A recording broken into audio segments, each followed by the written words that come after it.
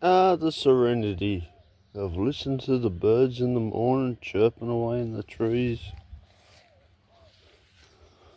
checking out my merch of my towels,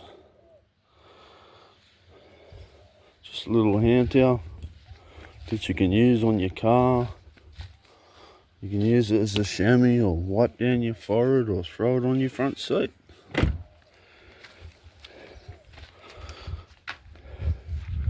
You can use it in the engine bay to check your engine oil, or wipe down your tappet cover that you've got to screw back on, because when you start to pull your car apart you realise that one of these hoses was loose.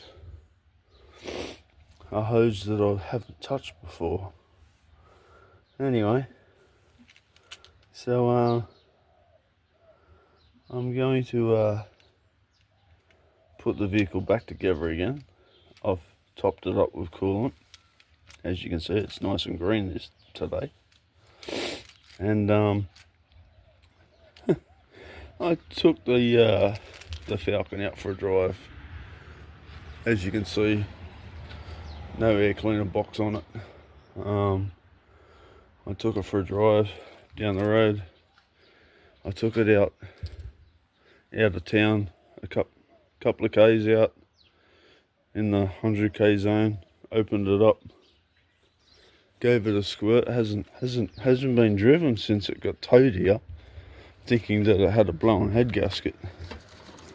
And then when you take off your airbox, then you can actually get in there and see that the top hose was loose. I did that side, but I didn't touch this side. Anyway,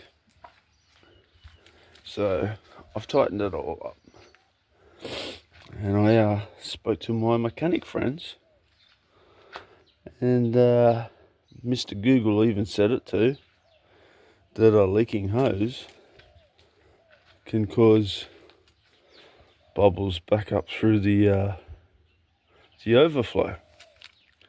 So I built up pressure, and now this vehicle would overheat idling. So this car sat here yesterday for over an hour idling after it came back for its caning, and sat on cold. So I'm going to put it all back together again, and I'm going to drive probably 45 k's or whatever into town and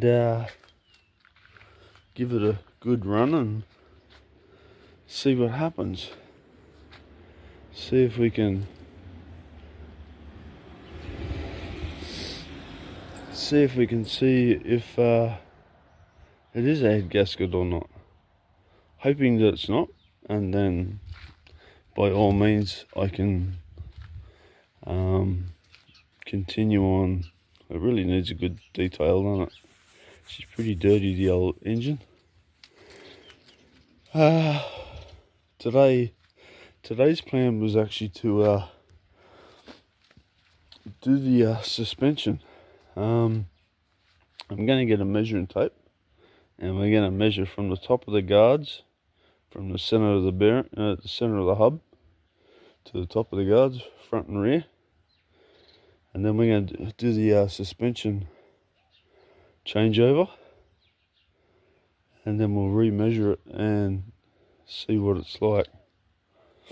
I'm not going to move it, so it's going to be sitting here indefinite today. So we'll take a photo here so we know what it looks like, and then what it looks like again later on. Oh, here comes our, nope, I thought it was our possum catcher. It is our possum catcher. I'll be back soon.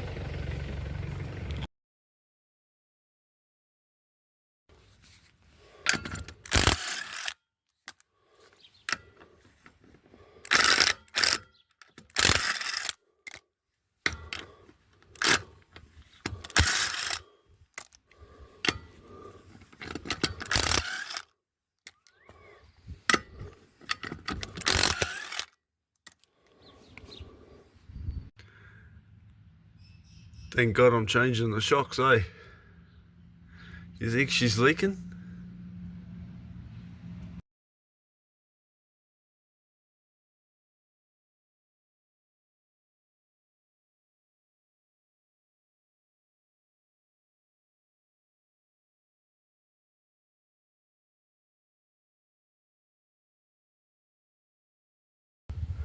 When you don't have a vice, you use your trailer to support it, and the jockey wheel.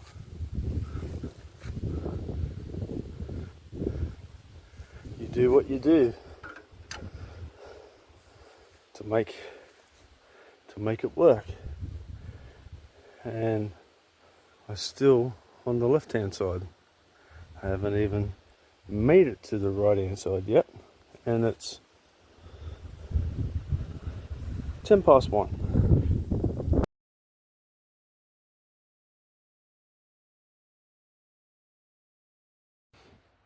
Yeah, g'day YouTube, Breezy here. Greasy Breezy. Where to start? What to finish? I was hoping that I was going to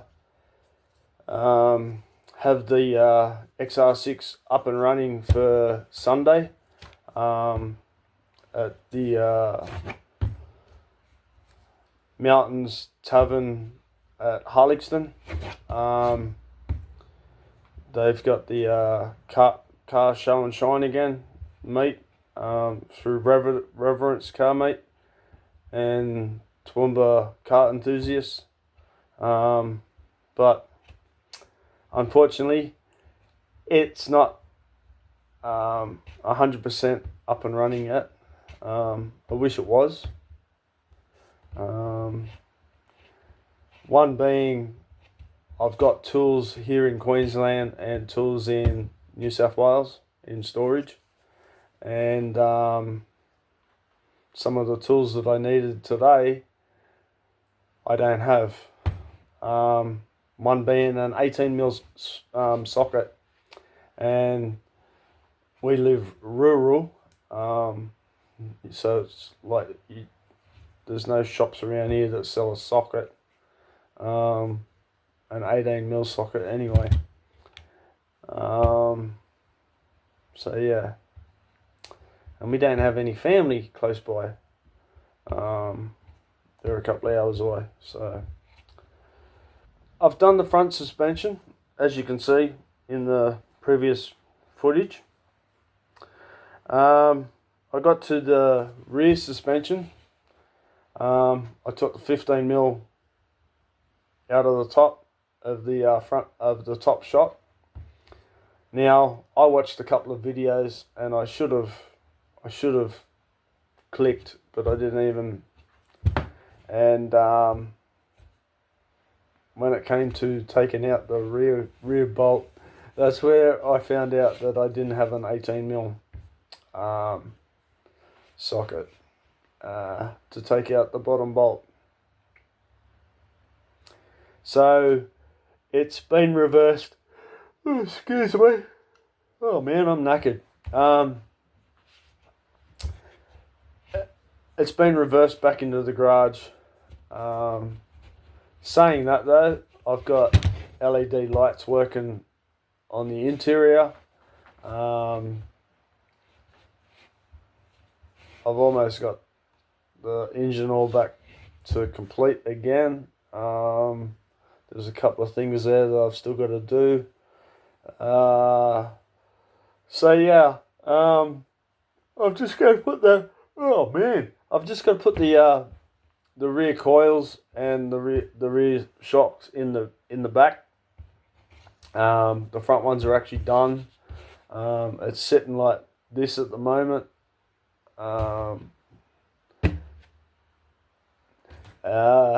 Yeah.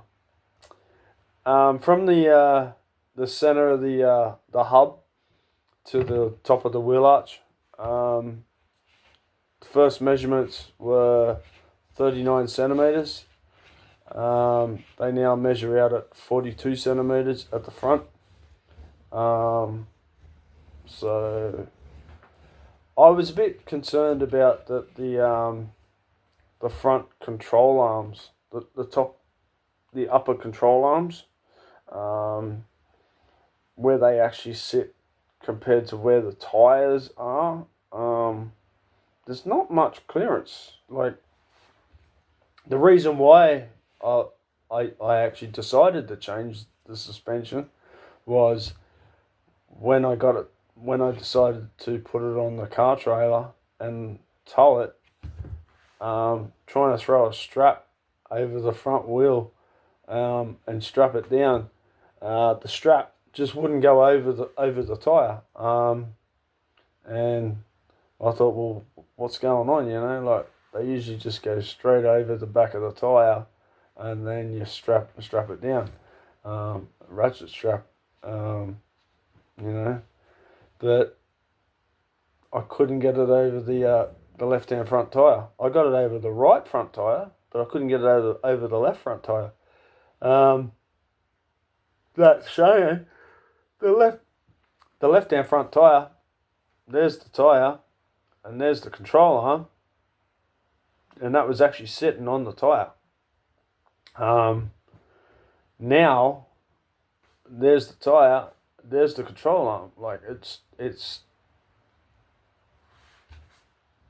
I mean, like, there's a tiny gap. Like, I know when you accelerate that the front lifts up and the car's bogged down in the back, but is it normal? So, I don't know. Can you guys with your BF Falcons stick your hands over your front tire and tell me if you can stick your hand in between your upper control arm and where that bolt is, near your ball joint, that little section there. Yeah, it's very. I think I've got a photo where I actually took a photo to show someone that here's the top of the tire, and you could see it sitting on the tire. So I don't know if I've still got it on my camera or not, but if it is, here it is now.